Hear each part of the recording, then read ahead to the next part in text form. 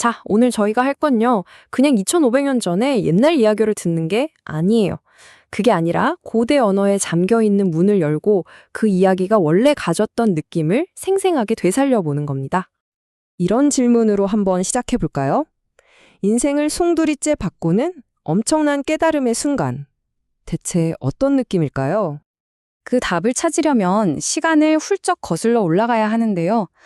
근데 2500년 전에 목소리를 듣는다는 게 꼭 잡음이 잔뜩 낀 낡은 라디오 주파수를 맞추는 것처럼 정말 어려운 일이죠. 그럼 도대체 어떻게 이 수많은 세월과 번역이라는 안개를 뚫고 그 경험의 진짜 심장부에 가닿을 수 있을까요? 저희는 좀 특별한 방법을 씁니다. 바로 이 3단계 렌즈를 통해서 보는 건데요. 첫 번째는 현대적인 번역으로 표면을 훑어보고, 두 번째는 단어의 뿌리까지 파고 들어가서 그 핵심을 봅니다.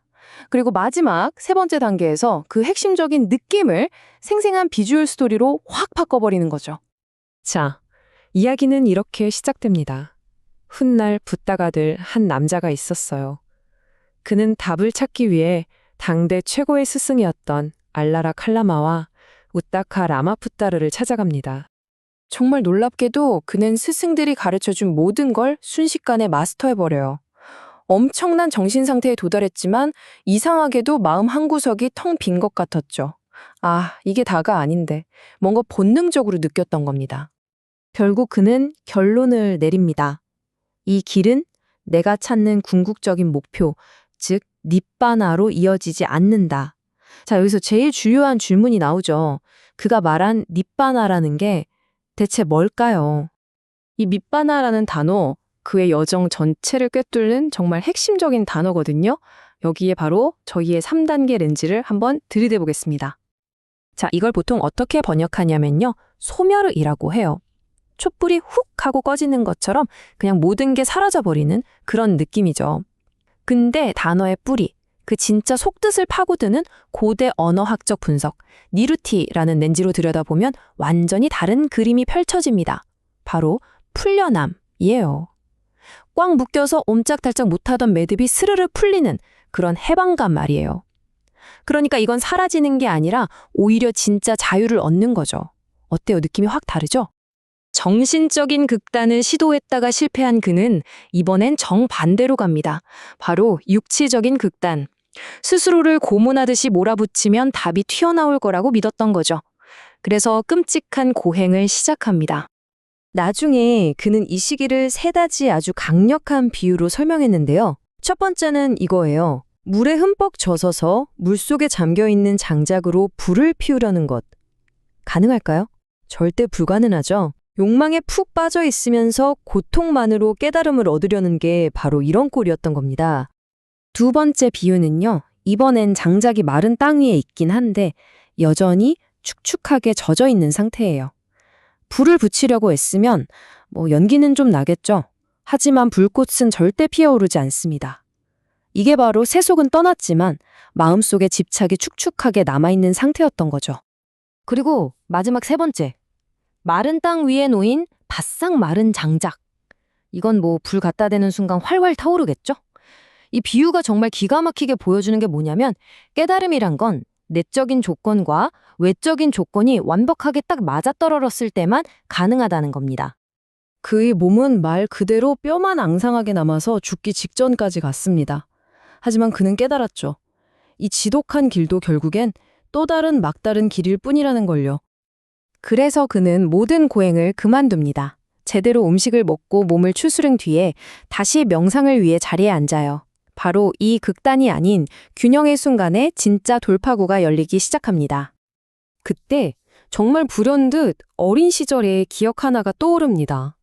아버지가 밭에서 일하고 계실 때에 혼자 장미사과나무 그늘 아래에 앉아 있었거든요. 그때 느꼈던 아무런 애씀 없이 그냥 찾아왔던 그 순수하고 평화로운 기쁨의 순간이 생생하게 되살아난 거죠.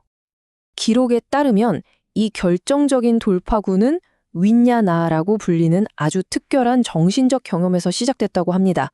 자, 바로 이 지점, 이 윈야나라는 단어를 어떻게 보느냐에 따라 이야기의 모든 것이 바뀝니다. 정말 흥미롭죠? 보통 위냐나는 그냥 의식이라고 번역해요. 어쩐지 좀 차갑고 분석적인 단어처럼 들리죠? 그냥 머릿속에서 일어나는 여러 생각 과정 중 하나처럼요. 하지만 진짜 속뜻은요. 제 인식에 가깝습니다. 이게 무슨 말이냐면 위가 구변해서라는 뜻이고 야나나가 안다는 거거든요. 그러니까 그냥 머리로 아 그렇구나 하고 생각하는 게 아니었던 거예요. 그게 아니라 이미 알고 있었지만 까맣게 잊고 있던 어떤 진실 있잖아요. 그 평화로운 상태가 사실은 늘 내 안에 있었다는 걸 다시 제대로 알아차리는 순간이었던 거죠. 마치 오랫동안 잊었던 집에 돌아온 것 같은 그런 느낌이랄까요? 그리고 바로 그 재인식의 순간 그는 확신했습니다. 아, 바로 이거구나. 이 길이야말로 진짜 깨달음으로 가는 길이구나. 극단에서 벗어난 이 평온한 행복의 상태가 진짜 길이었던 거죠. 그 순간이 바로 거대한 전환점이었습니다. 그리고 마침내 깨달음이 찾아왔죠.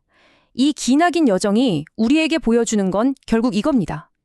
우리가 우리의 경험을 어떤 단어로 이름 붙이느냐가 그 경험 자체를 완전히 바꿔버릴 수 있다는 사실 말이죠. 자, 그래서 핵심이 뭘까요?